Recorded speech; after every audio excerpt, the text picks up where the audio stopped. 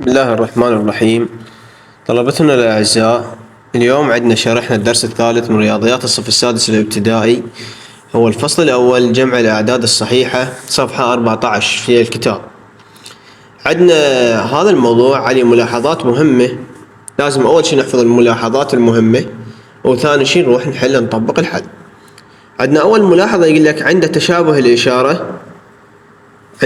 الإشارة نجمع. مثلا عندنا موجب 9 بموجب 8 يعطينا موجب 17. هاي قاعدة مهمة وثابتة.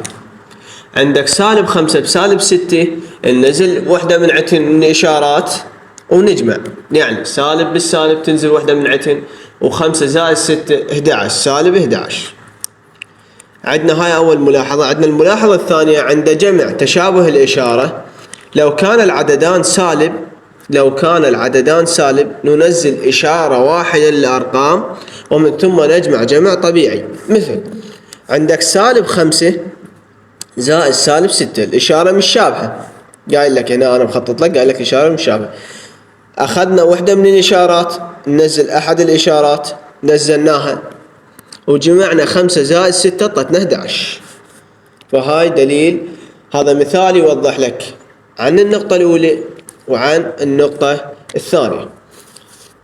أريد أوضح لك طريقة الجمع. مثلا جمع الإشارة الموجبة ليس السالبة. هسه احنا اعطينا مثال على السالبة، هسه احنا نعطي مثال على الموجبة. إذا على الموجبة مثلا عندك موجب 5 زائد موجب 3، هم ننزل واحدة من الإشارات، و5 زائد 3 8. هذا الحل.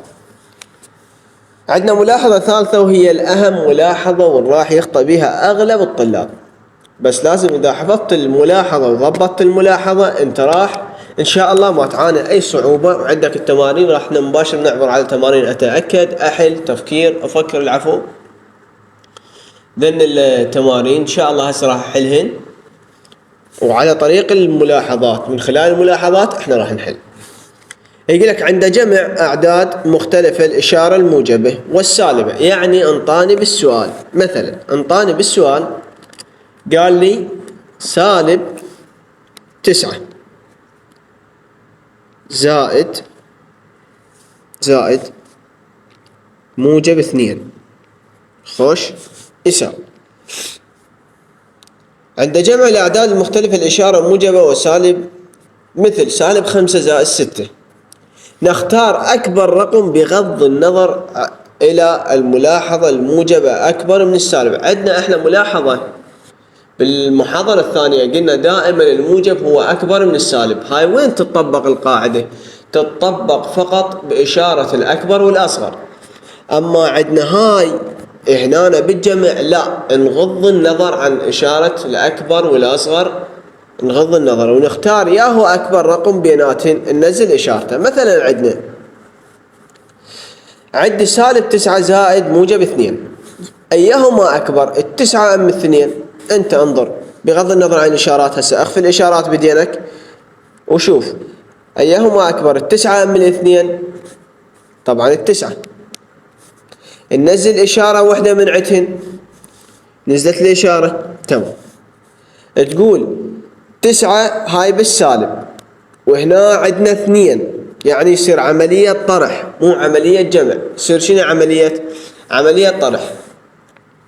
سالب 9 زائد موجب 2 ينطيني سالب 7.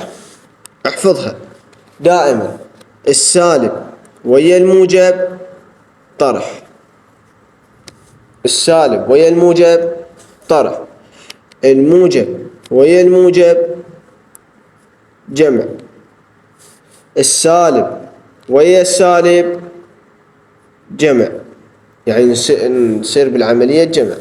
احفظها مهمة. هنا عندك الموجب ويا السالب هم طرح، لأن عندك حفظ مهمات جدا احفظهن. إذا اجاك بالسؤال موجب وسالب، يعني مثلا موجب 3 وسالب 4، فهنا ايش قايل ان احنا اذا لقينا موجب وسالب اذا شنو العملية؟ طرح. خوش موجب وسالب العملية طرح. يعني موجب 3 ناقص 4 شو يعطينا؟ قلنا نختار إشارة الأكبر. إشارة الأكبر ياهو 4 أكبر من 3. ننزل السالب 3 ناقص 4 1. إذا عندنا السالب بالموجب السالب بالموجب هنطرح. يعني مثلا سالب 5 أو موجب 6. هسه نطرح لو نجمع. إذا الإشارات مختلفة طرح، إشارات متشابهة جمع. احفظ هاي الملاحظة يمك. إذا الإشارات متشابهة نجمع، وإذا الإشارات مختلفة نطرح. يعني متشابهة موجب بموجب، سالب بسالب، مختلفة موجب بسالب، سالب بموجب.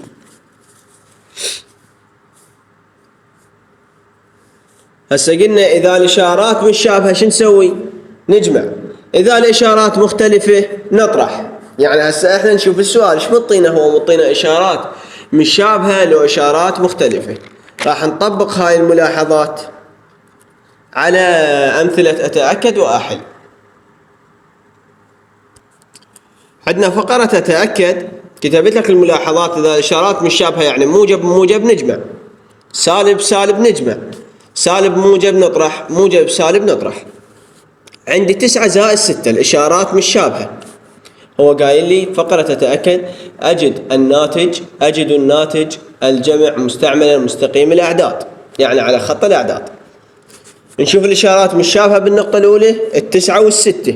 إشارة 9 موجب، إشارة 6 موجب بموجب نجمع. 9 زائد 6 15. أجي أخطط مستقيم الأعداد. أجي هنا هذا الصفر، أقول 1 2 3 4 5 6 7 8 9 10 11 12 13 14 15. هاي 15. هذا الحل. هذا حل الناتج. النقطة الأولى. النقطة الثانية مطيني سالب 16 زائد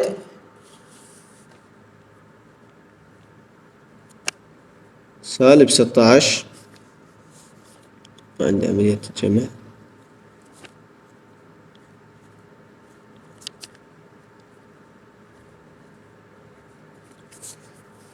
منطيني سالب 16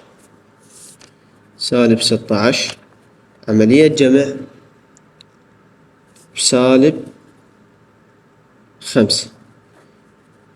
نشوف الإشارات متشابهة، يعني مثل هاي الملاحظة سالب بالسالب نجمع. هسه عندنا سالب 6 وعندنا سالب 5. شو نسوي؟ نسوي عملية جمع. يعني 16 زائد 5 هي 21. ننزل الإشارة. قلنا ننزل الإشارة من عتهن. أكو ملاحظة قلنا إذا نجمع بالسالب ناخذ إشارة واحدة من عتهن تنزل. إذا سالب 16 وسالب 5 يعطينا سالب 21. تيجي ترسم على خط الأعداد تقول هنا مثلا صفر، هو الصفر في المنتصف. تحسب 1 2 3 4 5 6 7 8 9 10 11 12 13 14 15 16 17 18 19 20. هذا 21 على خط الأعداد 21 سالب. عندنا النقطة الثالثة. حل النقطة الثالثة. عندنا 21 زائد سالب 7، يعني موجب زائد سالب 7. نشوف احنا هسه هاي نجمع نطرح. شوف هاي موجودة عندنا بالقاعدة موجب سالب. شو نسوي؟ نطرح. إذن 21 ناقص 7، وقلنا ننزل إشارة الأكبر. ياهو الأكبر 21 لو 7 الأكبر 21. 21 أكبر من سالب 7. 21 ناقص 7 يطلع بها 14 بالموجب. مثلها على خط الأعداد. هنا تقول الصفر، عفوا صفر، هنا تقول 14. نقطة 4. نقطة 4 عندك سالب 11 بموجب 11. سالب 11 زائد موجب 11. الإشارات مشابهة لو مختلفة، هذا موجب هذا سالب، هذا موجب هذا سالب موجب. شوفها نطرح 11 سالب 11 بسالب زائد 11 يعطينا صفر. صفر. وين الصفر؟ الصفر هو بالمنتصف، عفوا يعطينا صفر.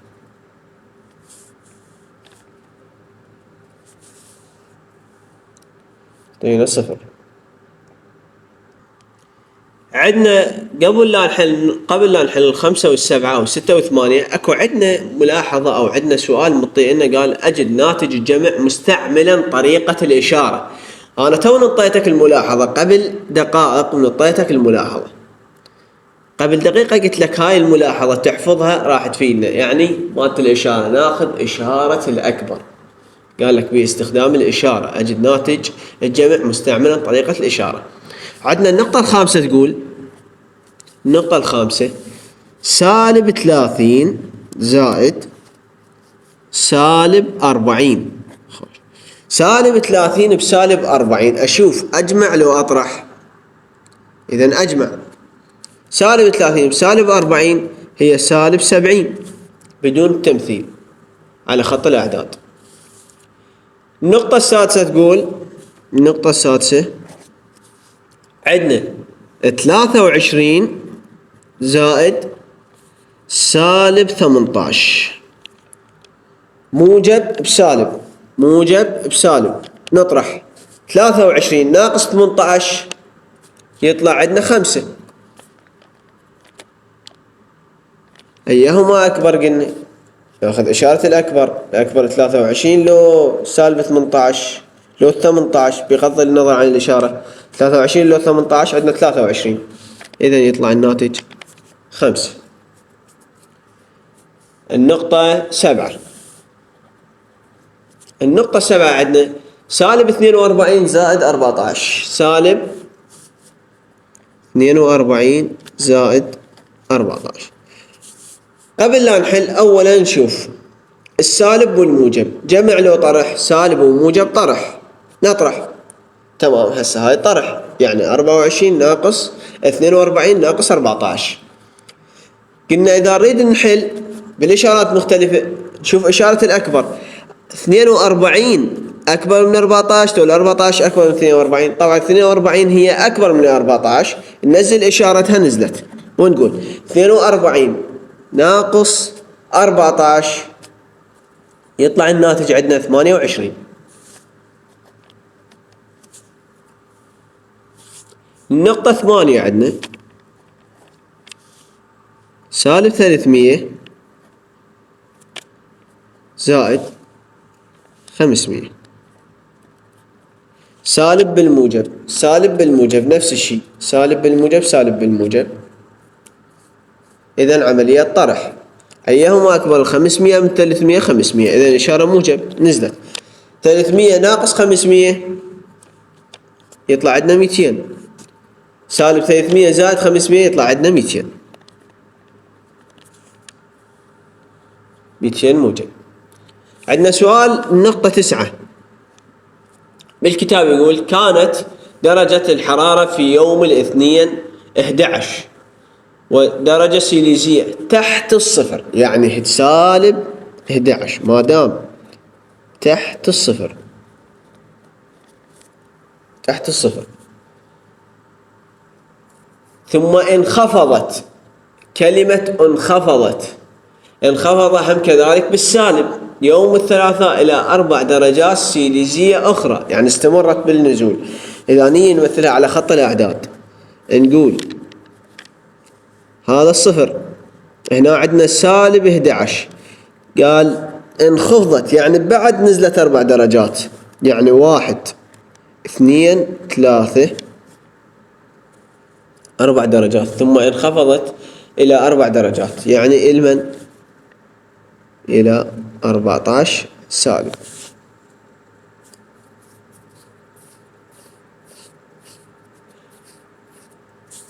عندنا العملية تصير بالطرح، نجمع هنا عندنا سالب 4 انخفضت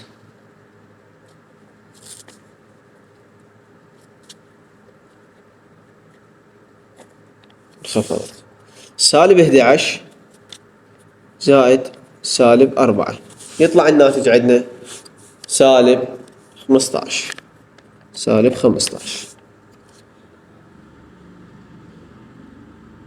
هنا خلصت عندنا فقرة تتأكد. نجي نحل فقرة أحل. أجد ناتج الجمع مستعملا مستقيم الأعداد. أحل.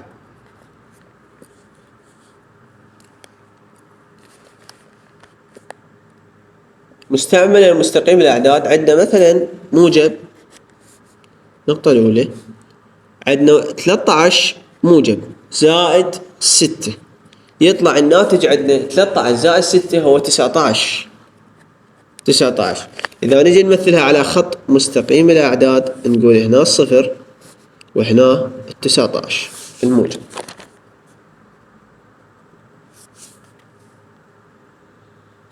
النقطة الثانية عندنا 5 زائد سالب 10، العفو، نقطة هاي 11 هاي 10، النقطة 10 هاي نقطة 11. نقطة 11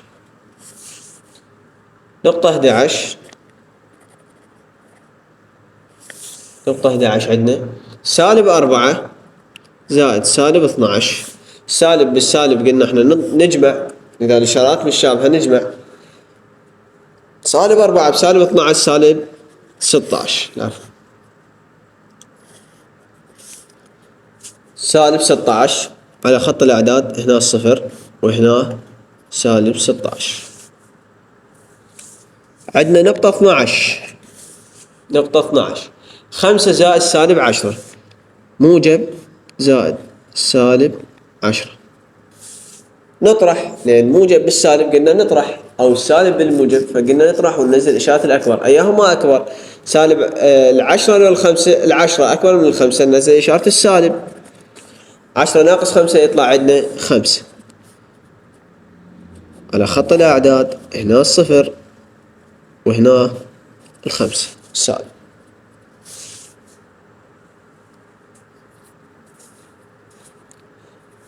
عندنا النقطة 13 النقطة 13 نفس الحل، نفس حل نقطة 12، تترك واجب على الطالب يحلها. عندنا النقطة، عندنا أجد ناتج الجمع مستعملا طريقة الإشارة، هو نفس طريقة أفكر، نفس طريقة أتأكد، العفو. راح نحل أول نقطتين ثاني نقطتين تركا واجب. راح نحل نقطة 14 ونقطة 16.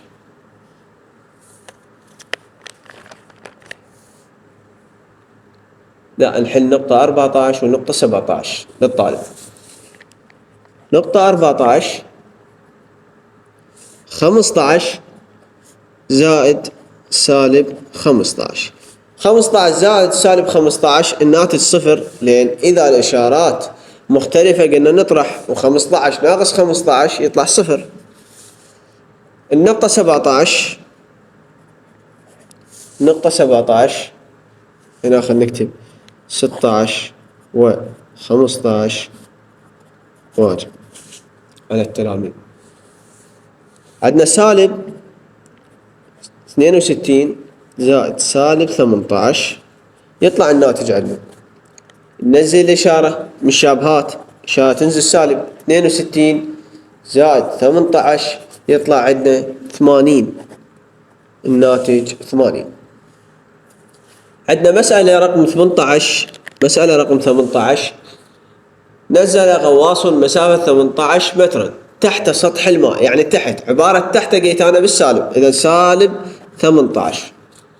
فشاهد سمكة قرش تبعد عنه مسافة 7 أمتار إلى الأعلى، يعني بالموجب إلى الأعلى، صعود، ارتفاع، يعني موجب 7، يعني موجب 7. سالب 18 يعني موجب 7. سالب 18 زائد 7. نزل إشارة الأكبر، أيهما أكبر؟ 18 من 7 18. نزل إشارته هو السالب.